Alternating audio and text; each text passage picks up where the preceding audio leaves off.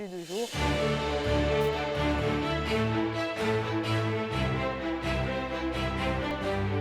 Oui, Jennifer Sativi, je suis impatiente de découvrir ce que vous nous réservez. On va voir l'image avec la réalisation.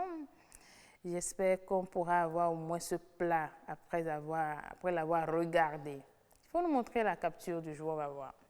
Ouais. Nous sommes mardi, c'est un plat, c'est un repas, c'est un mets qu'on nous a... Waouh! J'aime pas ça. Ah, j'aime pas ça. Pas du tout.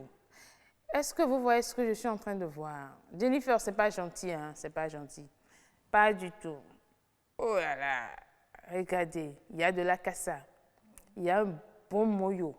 C'est-à-dire, c'est à vous de choisir, hein? Vous voyez, il y a deux différents types de moyo. Il y a un petit déjà, je ne sais pas si c'est le piment qui est écrasé là au milieu là. Et il y a le moyo même à côté ici. Et vous voyez, il y a des crevettes là-bas. Et il y a de la... C'est quoi ça?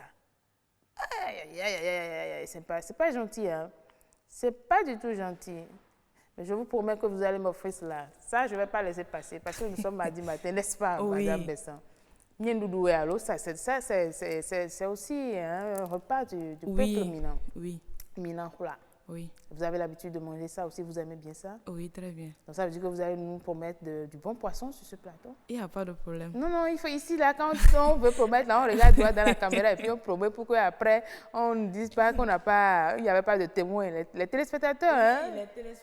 Les téléspectateurs sont témoins. Que vous avez promis du poisson. Oui. Peut-être pour le 100e numéro, on va manger du poisson ici. Oui, il n'y a pas de problème. D'accord, rendez-vous est pris. Venez donc fêter avec nous le 100e numéro de nos Pinden. Il y aura du bon poisson. C'est Madame Bessan, Yasmine qui l'a dit, c'est pas moi. Oui, merci beaucoup à vous. Hein. Je vous souhaite une très très bonne journée et on se dit à demain. Mais en attendant, nous allons continuer. Bien sûr, vous pouvez descendre par là, tout doucement, sans passer devant la caméra. Pendant que nous continuons avec notre astuce, astuce du jour, eh bien, qu'est-ce que nous allons découvrir dans la rubrique astuce du jour aujourd'hui? Nous allons voir comment utiliser du javel. Oh là là, ok. Il faut déjà dire que la javel est reconnue comme un produit nettoyant. Elle peut être utilisée sous plusieurs formes. Oui, c'est ce liquide incolore là que vous utilisez pour faire beaucoup de choses. Nous allons voir quelques astuces aujourd'hui, même si vous en avez déjà assez. On va vous donner encore quelques astuces aujourd'hui pour utiliser la javel.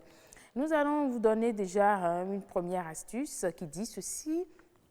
La poudre de javel, la poudre et de l'eau de javel, voilà. Vous utilisez de la poudre et de l'eau de javel et vous pouvez utiliser ce mélange-là pour nettoyer le sol, les murs, les plans de travail et les équipements sanitaires. Oui, c'est très important dans une maison. Il faut quand même maintenir l'hygiène à travers le nettoyage au quotidien de façon régulière de vos, des parties qui sont plus ou moins sale. Eh bien, je vous explique tout simplement, l'eau de javel rime avec aseptisation.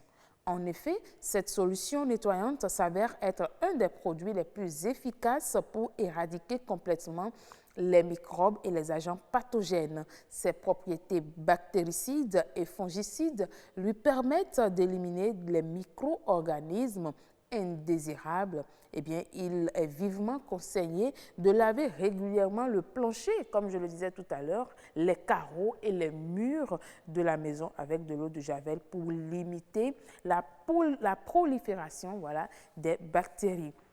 Et oui, une deuxième astuce très simple que nous avons l'habitude d'utiliser, ce n'est pas quelque chose qu'on doit découvrir forcément aujourd'hui. Pour ceux qui ne le savent pas, vous pouvez utiliser également l'eau de javel pour enlever les taches sur les vêtements en coton blanc. Attention, on a dit les vêtements en coton blanc. Il ne faut pas utiliser l'eau de javel pour enlever les taches sur les vêtements de couleur bleue, jaune, noir. Vous allez tout simplement créer une nouvelle tache sur ces vêtements-là. Donc, il faut utiliser l'eau de javel, mais il faut savoir l'utiliser. La troisième astuce qu'on peut vous donner ce matin, c'est bien sûr l'eau de javel qui peut être aussi utilisée pour nettoyer les affaires des animaux. Ah oui, nombreux sommes-nous qui avons des animaux de compagnie à la maison, mais peu savent comment est-ce qu'il faut entretenir les affaires de ces animaux-là parce que c'est très important. Tout ça la rentre dans le système d'hygiène de la maison. Et donc, Qu'est-ce qu'on veut dire par là? La laitière, la cage, les jouets et les objets au quotidien utilisés par votre animal de compagnie se salissent vite et donc sont souvent mal odorants. Oui, ça sent, ça dégage des odeurs que vous ne pouvez même pas supporter quand vous êtes chez vous à la maison. Ils peuvent donc être nettoyés avec de l'eau de Javel de temps en temps. Bien couplée avec de l'eau, elle permet de neutraliser les odeurs fortes, voilà, qui émanent de ces objets. Mais attention, hein, il ne faut pas utiliser l'eau de Javel pour l'utiliser. Il y a toujours des contre-prescriptions. Attention à ne pas répéter l'opération très souvent et à bien rincer après le nettoyage pour éviter les intoxications. Oui, c'est très important parce qu'en matière je vais dire, avec les animaux, il faut faire très attention, sinon le moindre ou la moindre erreur peut vous amener, vous conduire à la perte de votre animal. Donc, les chats, par exemple, adorent l'odeur du chlore et pourraient tomber malades en ingérant des restes des produits.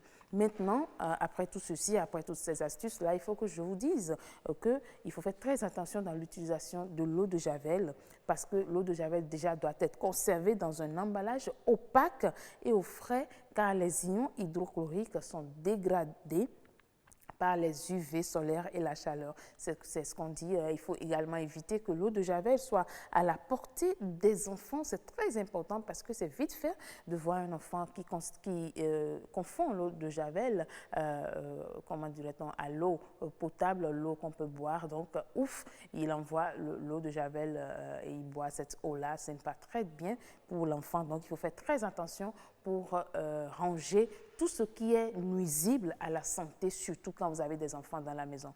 Et donc, c'est un peu ce qu'on peut dire sur l'utilisation de la Javel ce matin.